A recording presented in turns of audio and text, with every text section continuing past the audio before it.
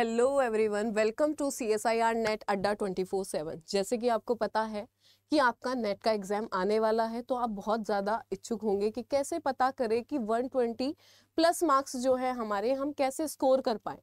कुछ तो आपको आइडिया हो, ठीक है, या फिर कोई हमें ऐसा बताने वाला हो, तो आज हम वही सेशन लेके आए हैं।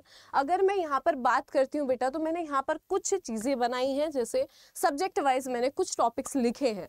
तो अगर हम केमिस्ट्री की बात कर रहे हैं तो यहाँ पर आपके ऑर्गेनिक, इनऑर्गेनिक और फिजिकल केमिस्ट्री के टॉपिक्स बात कर लेते हैं। कौन कौन से ऐसे टॉपिक्स हैं जो आपको हाईएस्ट स्कोर प्रोवाइड करा सकते हैं, ठीक है। तो अगर मैं यहाँ पर ऑर्गेनिक केमिस्ट्री की बात करूँ तो फर्स्ट आएगा आपका स्टीरियो केमिस्ट्री, ठीक है। जैसे जैसे हम यहाँ पर नीचे चलेंगे वैसे वैसे आपके नंबर ऑफ मार्क्स के क्वेश्चंस जो हैं वहाँ के बढ़ते चले जाते हैं, ठीक है। अगर मैं स्टीरियो केमिस्ट्री की बात करती हूँ, आपके 2 से 3 क्वेश्चंस आएंगे ही आएंगे, ठीक है। अब नेक्स्ट बात कर लेते हैं इंटरमीडिएट, यानी कि रिएक्शन इंटरमीडिएट। अब ये रिएक्शन इंटरमीडिएट नाम की जो चीज़ है, ये पेरिसाइक्लिक रिएक्शन के साथ भी इन्वॉल्व होके आ जाती है, ठीक है। ये आपका नेम रिएक्शन के साथ भी इन्वॉल्व होके आ जाती है, और ये आपके मिक्स क्वेश्चन में भी आ जाती है, ठीक है। तो रिएक्शन इंटरमीडिएट आपका इंपॉर्टेंट टॉपिक है, स्पेशली कार्बोकेटायन वाला सेक्शन, ठीक है। नेक्स्ट अगर हम बात करें रिएक्शन मैकेनिज्म की, तो आपको बहुत अच्छे से पता होगा रिएक्शन मैकेनिज्म आपका कितना इंपॉर्टेंट रोल प्ले करता है जब भी हम बात करते हैं आपके केमिकल साइंस के किसी भी एग्जाम की, ठीक है। तो यहाँ पर रिएक्शन मैकेनिज्म, फिर आएगा आपका रिएजेंट। अगर हम रिएजेंट की बात करते हैं बेटा, मिनिमम क्वेश्चंस आपके 3 to 4 आते हैं, मिनिमम की बात कर रही हूँ। मैक्सिमम की बात करेंगे तो यहाँ पर आपके 6 to 7 क्वेश्चंस भी आपको देखने को मिल जाते हैं, जो आपके नेम रिएक्शन के साथ में मिक्स होके आते हैं, ठीक है। नेक्स्ट आपका नेम रिएक्शन आता है। नेम रिएक्शन में जैसे कि आपको पता है आपका जो नाम है इसका वो ही नेम रिएक्शन है, तो ऑब्वियस सी बात है कितनी सारी रिएक्शंस होंगी। अब जब जितनी ज्यादा रिएक्शंस, तो क्वेश्चंस की प्रोबेबिलिटी भी ज्यादा हो रही है ना, प्रोबेबिलिटी बढ़ रही है ज्यादा नंबर ऑफ क्वेश्चंस आने की। तो यहां से भी अगर हम बात करते हैं, मैक्सिमम जाता है आपका 5 to 7 क्वेश्चंस आपके होते हैं, ठीक है, जो आपके रिएजेंट के साथ मिलके भी आ सकते हैं और आपके सेपरेटली भी आ सकते हैं, ठीक है। नेक्स्ट बात कर लेते हैं पेरिसाइक्लिक रिएक्शन की। अब कुछ बच्चे ऐसे होंगे जिनको पेरिसाइक्लिक पसंद नहीं होगा, क्यों? क्योंकि बिल्कुल ही थोड़ा सा हटके है, मैकेनिज्म बिल्कुल हटके होता है इसका, ठीक है।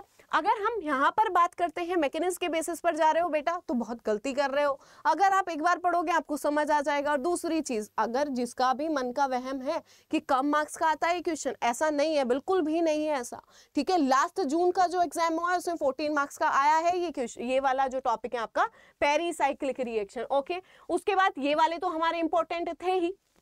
नेक्स्ट आता है आपका यहाँ पर ऑर्गेनिक स्पेक्ट्रोस्कोपी। अगर मैं ऑर्गेनिक स्पेक्ट्रोस्कोपी की बात करती हूँ बेटा, कोई सी भी स्पेक्ट्रोस्कोपी हो, चाहे यूवी हो, IR हो, NMR हो, आपका कुछ भी हो, या फिर हेटेरो NMR हो, ठीक है, 13C NMR हो, इतनी सारी आपकी स्पेक्ट्रोस्कोपी हैं। और स्पेशली मास स्पेक्ट्रा की जब हम बात करते हैं, बहुत छोटा टॉपिक है लेकिन आपको नंबर जरूर देके जाएगा, तो स्पेक्ट्रोस्कोपी को बिल्कुल भी नहीं छोड़ना है।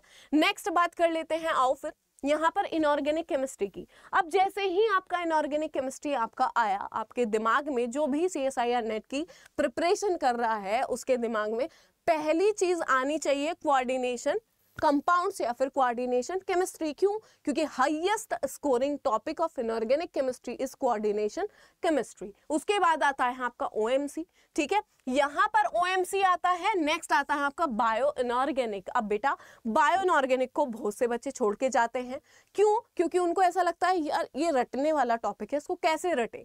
पर बेटा करना तो पड़ेगा, ठीक है, अगर स्कोर चाहिए और वो भी अच्छा स्कोर चाहिए, ठीक है। तो स्पेशली ये वाला ऐसा टॉपिक है जिसको अगर तुम रट्टा मार लोगे, यहाँ से आपके 3 से 4 क्वेश्चन आएंगे, उनको आप कराओगे, इजी है, ठीक है। एक बार रट्टा मारना है, उसके बाद जब एग्जाम देने जाओगे उससे एक दिन पहले रिवाइज करके चले जाना, ठीक है।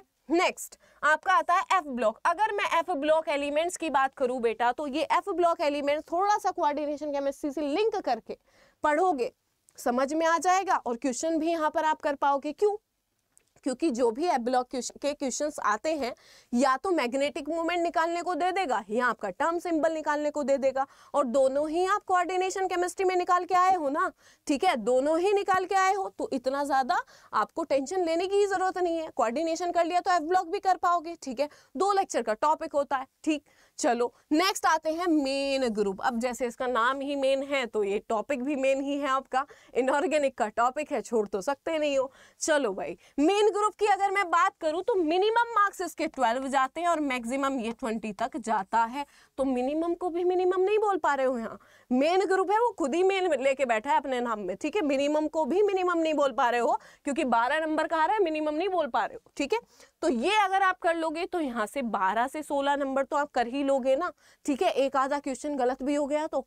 नेक्स्ट चलते हैं, यहाँ पर जैसे हम बात करेंगे फिजिकल केमिस्ट्री में CSIR नेट के लिए, तो आपके दिमाग में क्या आना चाहिए, क्वांटम केमिस्ट्री जो 30 मार्क्स का आता ही आता है। जिसने क्वांटम कर लिया, ठीक है, जिसने क्वांटम कर लिया वो 30 मार्क्स लेके बैठा है भाई, ठीक है, वो ऑलरेडी आपसे आगे है, तो क्वांटम को छोड़ के मत जाना बिल्कुल भी। नेक्स्ट चलते हैं, यहाँ पर केमिकल काइनेटिक्स के भी यहाँ से 3 से 4 क्वेश्चंस आते हैं, ठीक है। फिर थर्मोडायनेमिक्स की बात करें तो थोड़ा सा ये गेट में ज्यादा जाता है, CSI नेट में थोड़ा सा कम जाता है। अगर नेग्लेक्ट की बात करोगे नेग्लेक्ट नहीं कर सकते हो, ठीक है। यहाँ पर इसके 3 से 4 क्वेश्चन आते ही आते हैं। नेक्स्ट बात कर लेते हैं ग्रुप थ्योरी, जो बच्चे छोड़ के जाते हैं इसको, क्यों, क्योंकि टाइम कंज्यूमिंग क्वेश्चंस आते हैं। अब टाइम कंज्यूमिंग क्वेश्चंस हैं तो स्कोर कंज्यूमिंग क्वेश्चंस भी तो हैं, स्कोर भी तो दिला के जाएंगे ना बेटा, ठीक है। अब ये 14 नंबर का मान के चलो आप, अगर मैं बात करूं ये यहाँ पर 10 से लेके 14 मार्क्स तक का आता है। 10 तो कहीं गए ही नहीं है, 10 का तो हर बार आया है ये। और 4 नंबर का क्वेश्चन 2 इसके देखने को मिलते हैं सेक्शन C में, ठीक है। रिड्यूसेबल रिप्रेजेंटेशन से मैं बता रही हूँ आपको, यहाँ पर टॉपिक भी मेंशन कर रही हूँ किससे आता है। इलेक्ट्रोकेमिस्ट्री की बात करेंगे, यहाँ पर इलेक्ट्रोकेमिस्ट्री यहाँ आपका इंपॉर्टेंट हो जाएगा, कंडक्टेंस भी इंपॉर्टेंट हो जाएगा, ठीक है। उसके बाद आपका सॉलिड स्टेट। तो ये थे आपके जिनसे आप यहाँ पर 120 प्लस मार्क्स अचीव कर सकते हो। अब बात कर लेते हैं कि मैम टाइम तो कम बचा है, करे क्या।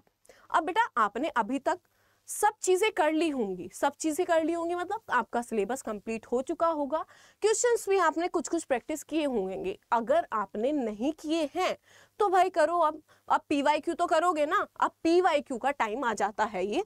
अगर मैं यहाँ पर बात कर लेती हूँ, चलो अब बात कर लेते हैं, यहाँ पर अपनी स्टडी को यहाँ डिवाइड कर दो 3 पार्ट्स में, ठीक है। अगर मैं यहाँ पर बात कर लेती हूँ तो इसको डिवाइड कर दो यहाँ पर 3 पार्ट्स में, 3 पार्ट्स, ठीक है।